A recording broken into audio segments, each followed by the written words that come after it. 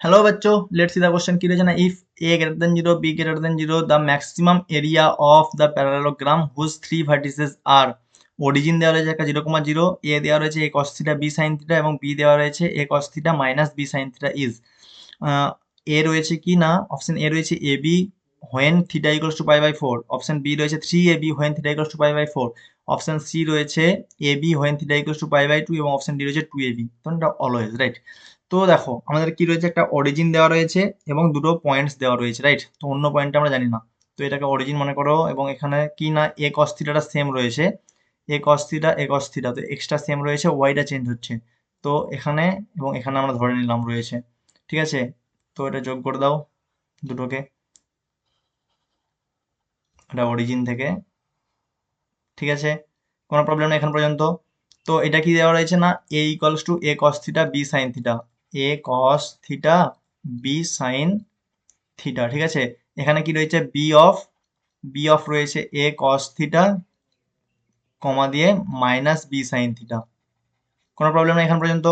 এরপর কি আমরা সিটা ধরে নিলাম এখানে কোথাও একটা অবস্থিত, তো সিটা আমরা ধরে নিলাম এই জায়গাতে অবস্থিত, তাহলে কি আসবে যোগ করে দাও সিম্পল,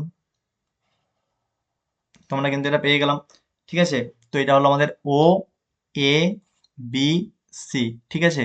তো এরপর কি এটার ক্ষেত্রফল মানে আমরা এই ত্রিভুজের ক্ষেত্রফল বের করে নিতে পারি, তাহলে 2 টাইমস করলেই কিন্তু পুরো সামান্তরিকের ক্ষেত্রফল আমরা বের করে নিতে পারবো।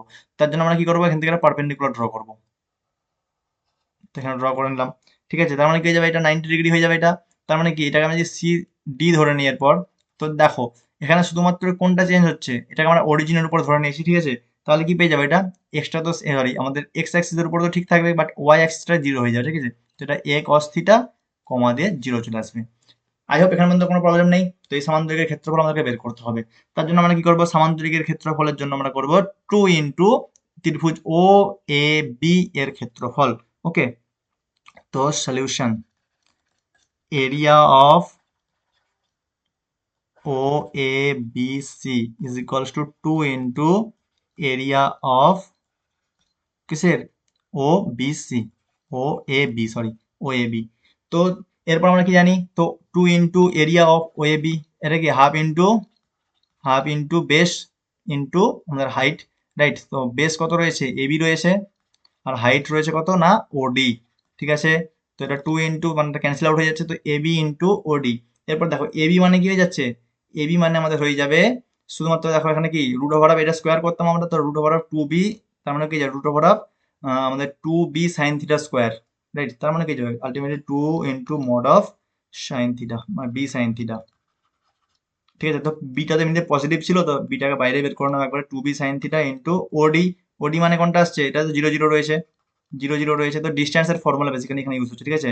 তার মানে কি যাবে এ কস থিটা আর জিরো, তো A cos theta whole square করলে কি আসবে, তো এ পজিটিভ, তো A into mod of cos theta, right.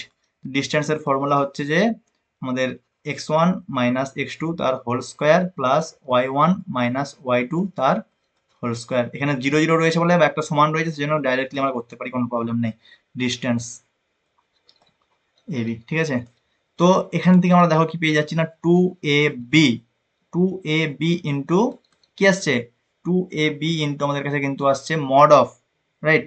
2ab কিন্তু আমাদের কাছে আসছে mod of sine theta into cos theta, তো এটা আসছে sine theta into cos theta. আমরা কিভাবে লিখতে পারি এটাকে, আমরা লিখতে পারি ab ইন্টু টুটাকে ভিতরে দিয়ে দিলে কি আসবে 2 সাইন থিটা কস থিটা, কোনো প্রবলেম নেই এখন পর্যন্ত। তো এটা AB into mod of sine two theta.